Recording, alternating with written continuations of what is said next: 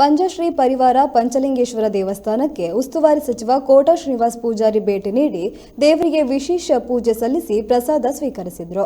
ಬಳಿಕ ದೇವಾಲಯದ ವ್ಯವಸ್ಥಾಪನಾ ಸಮಿತಿ ಅಧ್ಯಕ್ಷ ಪದ್ಮನಾಭರಯ್ಯ ಗೋಳಿ ಬೈಲುಗುತ್ತು ಅವರು ಉಸ್ತುವಾರಿ ಸಚಿವರಿಗೆ ಶಾಲು ಹೊದಿಸಿ ಗೌರವಿಸಿದರು.